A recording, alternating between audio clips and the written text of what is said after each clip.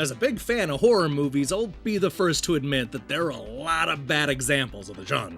Thanks to decades of low-budget mistakes and straight-to-video atrocities, it can sometimes feel like 90% of the horror films out there are unwatchable trash.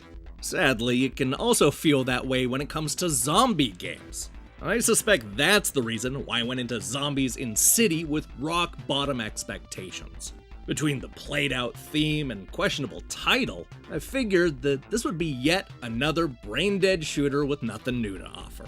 What I found was a surprisingly fun and polished game with a well-paced story and a whole bunch of action-packed levels. This is one of the 10%.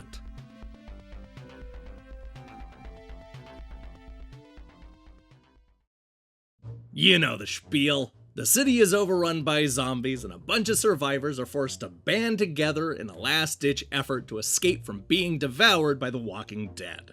Our team is made up of a nurse with a pistol, an escaped convict with melee weapons, a shotgun-wielding priest, and an old guy who owns a gun store. Together they fight through 24 bite-sized stages, hoping to board an airplane and get as far away from the city as humanly possible. One fun twist on the formula is how we're able to jump between the characters at a push of a button. While you're shooting down zombies, the other 3 survivors are fighting right there alongside you. If you run out of ammo or just need to get out of a sticky situation, all you have to do is press a button and swap to the priest, nurse, convict, or gun enthusiast. I like that it feels like there's always an entire team by your side, and I didn't even mind that you'll occasionally need to revive them with your unlimited health packs.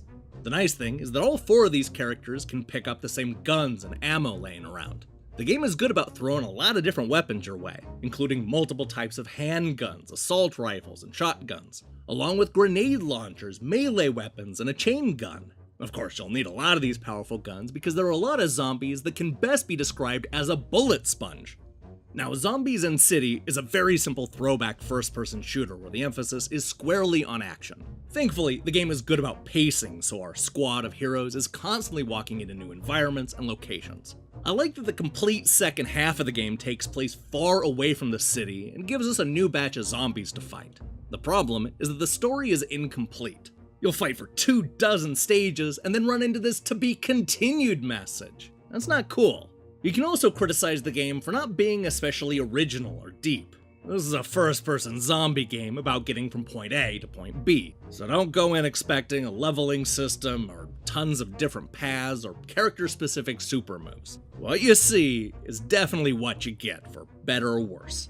This is a repetitive game with questionable writing and cinemas that don't look especially good. Thankfully, the satisfying old-school action and breakneck pacing helped me overlook a lot of these imperfections. It helps that I actually like the look of this game. I know there are a lot of gamers who cringe at the sight of voxel graphics, but I think they kinda work here. The levels are nicely detailed and offer an attractive, clean look that I enjoyed.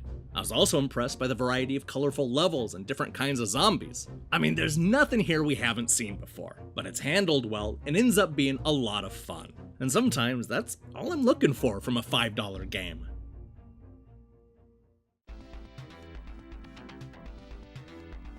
Look, I'm not gonna tell you that Zombies in City is a must-own game that'll make you look at The Walking Dead in a different way. This is a simple, derivative first-person shooter that somehow manages to exceed expectations at every turn. The budget-priced title offers a lot of fun levels, multiple characters, and even extra modes. I mean, it's not gonna blow you away with its depth and originality, but Zombies in City is a fun ride at an attractive price. Hey, thanks for watching our review. If you liked what you saw here, then you should know that we post new reviews and features almost every day. Now here's the question I have for you. What's the worst horror game you've ever played?